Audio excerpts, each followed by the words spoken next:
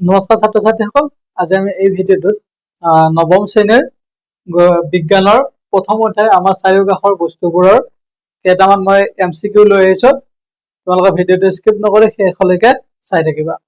তোমালোকৰ পৰীক্ষাত কি হয়, প্ৰত্যেকটো চেপ্টাৰৰ পৰা কি থাকে, MCQ থাকে। তাৰে মই আজি প্ৰথম চেপ্টাৰটোৰ MCQ আনিছো। ইয়াৰ প্ৰথম প্ৰশ্নটো কি দিয়া আছে, যিটোৱে স্থান দখল কৰে আৰু ভৰ আছে তাক কোৱা হয়। অপশন এ দিয়া আছে শক্তি, অপশন বি দিয়া আছে পদাৰ্থ, অপশন সি দিয়া আছে বল আৰু অপশন ডি দিয়া আছে পোহৰ। ইয়াতে কি কৈছে, এটা কৈছে যে এটা বস্তু তাক কি হয়, সি স্থান দখল কৰে। মানে আমাৰ ধৰি ললো এটা ঘৰৰ ভিতৰত কি থাকে, কিছুমান খালী ঠাই থাকে, তাৰে কি কৰে, ঠাই দখল কৰে। আৰু কি থাকে বুলি কৈছে, ভৰ আছে, তাৰ ওজন আছে, 1 কিলো 2 কিলো 3 কিলো এনেকুৱা কি আছে, তাৰ ওজন আছে। আৰু সি কি কৰে, কিছুমান ঠাই দখল কৰে। সেই পদাৰ্থটোক তাক কি বুলি কোৱা হয়, কৈছে তাক কি বুলি কয়, পদাৰ্থ বুলি কোৱা হয়। অপশন এ দিয়া আছে শক্তি, অপশন বি দিয়া আছে পদাৰ্থ, অপশন সি দিয়া আছে বল, অপশন ডি দিয়া আছে পোহৰ। পদাৰ্থ কোনটোত দিয়া আছে, অপশন বি। যিয়ে কি কৰে, স্থান দখল কৰে আৰু ভৰ আছে তাক কি বুলি কোৱা হয়, পদাৰ্থ বুলি কোৱা হয়। গতিকে ইয়াৰে কোনটো অপশন শুদ্ধ হব, অপশন বি হব শুদ্ধ উত্তৰ। বুজি পাইছা? এতিয়া চোৱা এবাৰ ইয়াৰ পিছৰ প্ৰশ্নটো। ইয়াৰ পিছৰটো কি দিয়া আছে, ভৰৰ এছাই একক হল। 2 নম্বৰ প্ৰশ্নটো কি দিয়া আছে চোৱা,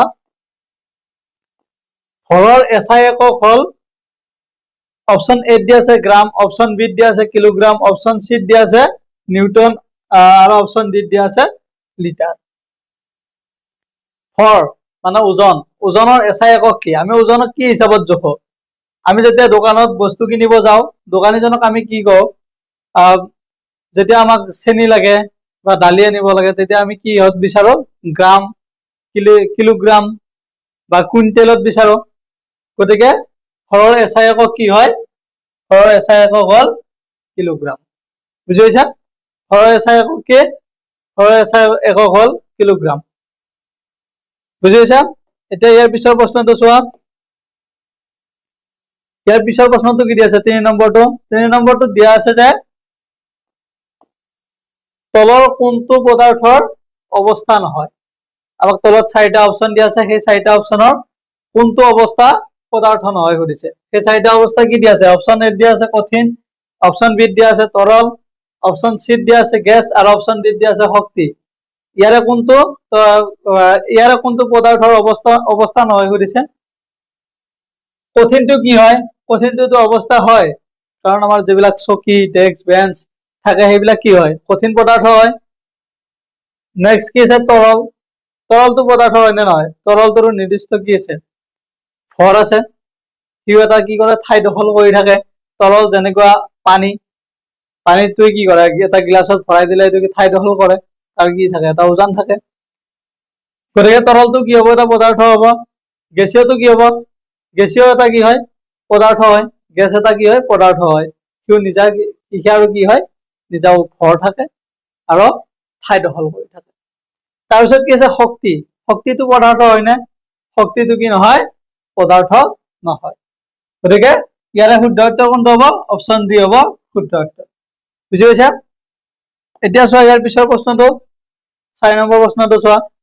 4 নম্বৰ প্ৰশ্নটো কি দিয়া আছে, পদাৰ্থৰ কণাবোৰ সদায় গতিশীল হৈ থাকে কিয়নো।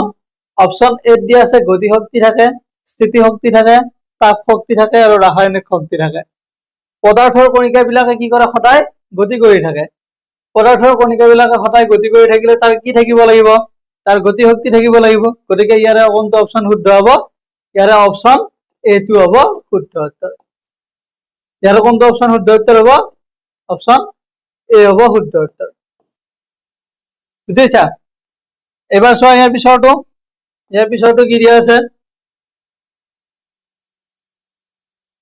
5 নম্বৰ প্ৰশ্নটো কি দিয়া আছে,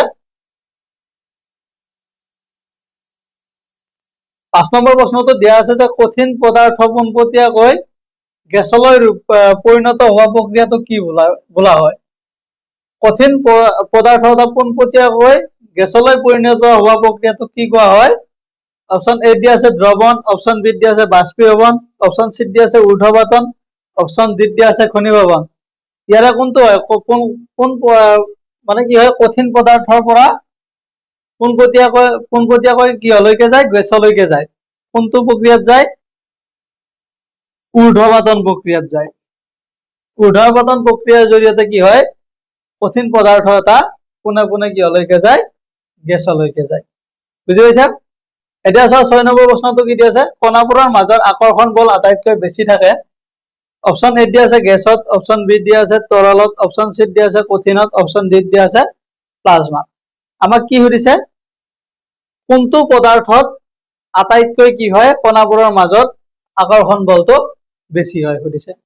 কোনটোত হয়, কঠিনত আটাইতকৈ কি হয়, কণাবোৰৰ মাজত আকৰ্ষণ বলটো বেছি হয়। কাৰণ চোৱা, কঠিন পদাৰ্থ এটা আমি কি কৰিব নোৱাৰো, সহজে ভাঙিব নোৱাৰো। তাৰ পৰা আমি কি বুজো, কঠিন পদাৰ্থৰ কণিকাবিলাকৰ কি থাকে, আকৰ্ষণ বলটো শক্তিশালী হয়। ইয়াৰে অপশন কোনটো হ'ব, অপশন সি হ'ব শুদ্ধ উত্তৰ। এতিয়া চোৱা ইয়াৰ পিছৰ প্ৰশ্নটো কি দিয়া আছে, ব্যাপন আটাইতকৈ বেছি হয়। অপশন এ দিয়া আছে কঠিনত, অপশন বি দিয়া আছে তৰলত, অপশন সি দিয়া আছে গেছত, আৰু অপশন ডি দিয়া আছে সকলোতে সমান হয়।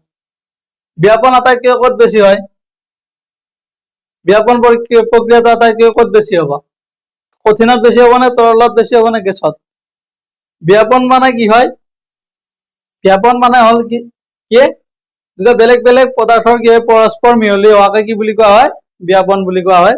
দুটা বেলেগ বেলেগ কি হয়, পদাৰ্থৰ যিবিলাক কণিকা থাকে সিহঁত পৰস্পৰ মিহলি হোৱাকে ব্যাপন বুলি কোৱা হয়। সেই ব্যাপনটো আটাইতকৈ ক'ত বেছি হয়, আটাইতকৈ বেছি হয় গেছত। অপশন সি ইয়াৰ হ'ব শুদ্ধ উত্তৰ।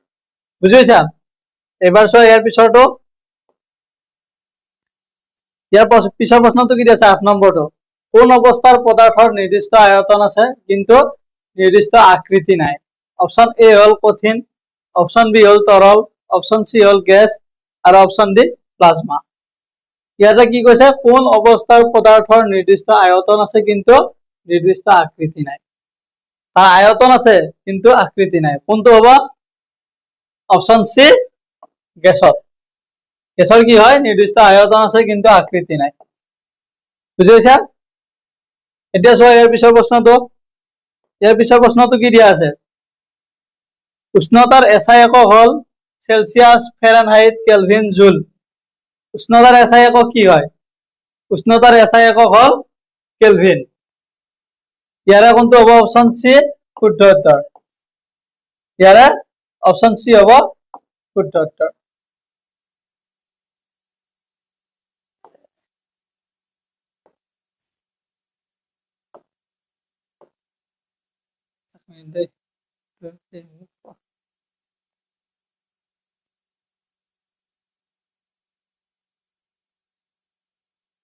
এতিয়া চোৱা 9 নম্বৰ প্ৰশ্নটো কি দিয়া আছে, 9 নম্বৰ প্ৰশ্নটো দিয়া আছে যে উষ্ণতাৰ এছআই একক হল, অপশন এ দিয়া আছে চেলচিয়াছ, অপশন বি দিয়া আছে ফাৰেনহাইট, অপশন সি দিয়া আছে কেলভিন, আৰু অপশন ডি দিয়া আছে জুল। ইয়াৰে কোনটো অপশন শুদ্ধ হ'ব, অপশন সি হল শুদ্ধ উত্তৰ। এছআই একক কি হয়, উষ্ণতাৰ কেলভিন। বুজি পাইছা? এতিয়া চোৱা ইয়াৰ পিছৰটো কি দিয়া আছে, 10 নম্বৰটো,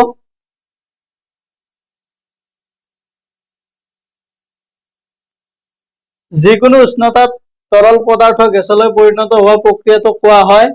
অপশন এ দিয়া আছে উত্তোলন, অপশন বি দিয়া আছে বাষ্পীভৱন, অপশন সি দিয়া আছে ঘনীভৱন, আৰু অপশন ডি দিয়া আছে লিন তাপ। কি কৈছে, যিকোনো উষ্ণতাত তৰল পদাৰ্থ এটা গেছলৈ পৰিণত হোৱা প্ৰক্ৰিয়াটোক কি বুলি কোৱা হয়, তৰল পদাৰ্থ এটা গেছলৈ যেতিয়া পৰিণত হয় তেতিয়া সেই যিটো প্ৰক্ৰিয়া হয় সেই প্ৰক্ৰিয়াটোক কি বুলি কোৱা হয়, সেই প্ৰক্ৰিয়াটো হল বাষ্পীভৱন। অপশন বি থকা তো হৈছে শুদ্ধ উত্তৰ। গতিকে 10 নম্বৰ প্ৰশ্নটোৰ বাবে শুদ্ধ উত্তৰ হৈছে অপশন বি। এতিয়া চোৱা ইয়াৰ পিছৰ প্ৰশ্নটো, 11 নম্বৰটো কি দিয়া আছে, 11 নম্বৰটো দিয়া আছে যে এক